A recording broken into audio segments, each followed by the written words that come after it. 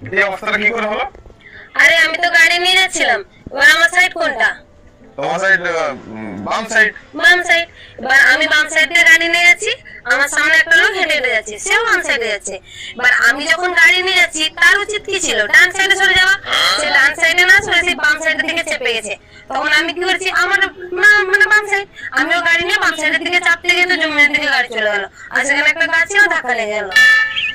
মানে তোমার কথা হচ্ছে যে সে তোমাকে মানে সে ডান দিকে চাপতো, যে তুমি বাম দিক দিয়ে বেরিয়ে যেতে। হ্যাঁ, আমার সাইড হচ্ছে বাম সাইড, আমি বাম দিক দিয়ে যেতাম, সেগুলো সরে গেলে তার কি করতে হতো? আরে মাথা মোটা, তোমার কি বুদ্ধি কম নাকি? বুদ্ধি ছোট। আমার তোমার এই ঘুরে যাওয়ার গাড়িটা কি অবস্থা হয়েছে দেখে যাও একবার। আমার কি দোষ? এই লোকগুলোর তো বুদ্ধি নেই, রাস্তার পাশে গাছ লাগিয়ে দিচ্ছে, কেন 1 বিঘা ছেড়ে লাগালে? তোমার এই মোটা বুদ্ধি জানো না, আর গাড়িটার এই অবস্থা হেঁটে গেছে বাড়িতে